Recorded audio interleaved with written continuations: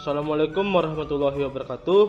Baiklah, perkenalkan nama saya Arya Putra Anggito, NIM 19064010, Program Studi D3 Teknik Listrik, Fakultas Teknik Universitas Negeri Padang. Baiklah, kali ini saya akan membahas tentang penangkal petir menurut PUIL untuk memenuhi tugas mata kuliah praktek pengamanan peralatan dan pembumian. Pengertian dari petir. Petir adalah suatu proses pelepasan muatan listrik dari awan bermuatan.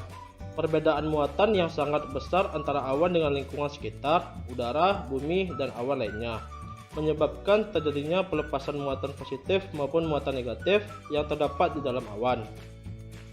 Proses terjadinya petir. Petir terjadi karena adanya awan muatan positif dan negatif yang menyebabkan perbedaan potensial yang sangat besar dan mengakibatkan pembuangan muatan negatif atau elektron dari awan ke bumi. Kilatan cahaya petir tampak muncul lebih dulu karena sifat cahaya yang merambat lebih cepat dari suara. Selanjutnya, proses terjadinya petir. Pada saat muatan listrik berkumpul di dalam awan dan posisi awan semakin tinggi, muatan awan akan terlibat dalam turbulensi udara. Air yang ada di udara akan menurunkan daya isolasi udara, sehingga pada musim hujan arus listrik akan lebih mudah mengalir dan menyebabkan banyak petir. Selanjutnya, bahaya sambaran petir. 1. Sambaran petir langsung melalui bangunan. Sambaran petir yang langsung mengenai struktur bangunan rumah, kantor, dan gedung. Tentu saja hal ini sangat membahayakan bangunan tersebut beserta isinya karena dapat menimbulkan kebakaran, kerusakan perangkat elektrik atau elektronik, atau bahkan korban jiwa. Yang kedua, sambaran petir melalui jaringan listrik. Bahaya ini sering terjadi. Petir menyambar dan mengenai sesuatu di luar area bangunan tetapi berdampak pada jaringan listrik di dalam bangunan tersebut. Hal ini karena sistem jaringan distribusi listrik atau PLN memakai kabel udara terbuka dan letaknya sangat tinggi. Bila mana ada petir yang menyambar pada kabel terbuka ini, maka arus petir akan tersalurkan ke pemakai langsung. Selanjutnya, pengertian penangkal petir. Penangkal petir merupakan suatu perangkat yang terdiri dari serangkaian jalur yang difungsikan sebagai media mengalir arus listrik. Petir menuju permukaan bumi tanpa merusak benda apapun yang dilewati oleh petir. Selanjutnya, cara kerja penangkal petir. 1. Saat muatan listrik negatif di bagian bawah awan sudah tercukupi, maka muatan listrik positif di tanah akan segera tertarik.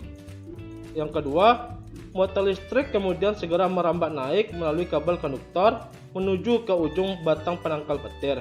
Yang ketiga, ketika muatan listrik berada cukup dekat di atas atap, daya tarik-menarik antara kedua muatan semakin kuat. Muatan positif di ujung penangkal petir tertarik ke arah muatan negatif. Pertemuan muatan menghasilkan aliran listrik.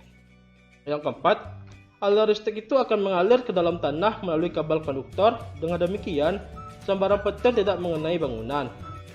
Yang kelima, tetapi sambaran petir dapat merambat ke dalam bangunan melalui kawat jaringan listrik dan bahayanya dapat merusak alat-alat elektronik di bangunan yang terhubung ke jaringan listrik itu. Selain itu, juga dapat menyebabkan kebakaran atau ledakan. Yang keenam, untuk mencegah kerusakan akibat jaringan listrik tersambar petir, biasanya di dalam bangunan dipasangi alat yang disebut penstabil arus listrik. Selanjutnya, persyaratan penangkal petir menurut PUIL. Nilai standar mengacu pada Persyaratan Umum Instalasi Listrik atau PUIL 2000. Peraturan yang sesuai dan berlaku hingga saat ini yaitu kurang dari atau sama dengan 5 ohm. Dijelaskan bahwa nilai sebesar 5 ohm merupakan nilai maksimal atau batas tertinggi dari hasil resisten bumi atau grounding yang masih bisa ditoleransi. Nilai yang berada pada range 0 ohm sampai 5 ohm adalah nilai aman dari suatu instalasi pembumian atau grounding. Baiklah, ini adalah gambar dari penangkal petir, bisa kita lihat di atas rumah. Di atas rumah ada penangkal petir, konduktor kabel atau tembaga, dan grounding. Dan inilah sistem cara pemasangannya.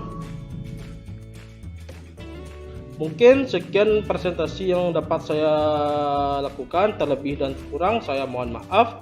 Assalamualaikum warahmatullahi wabarakatuh.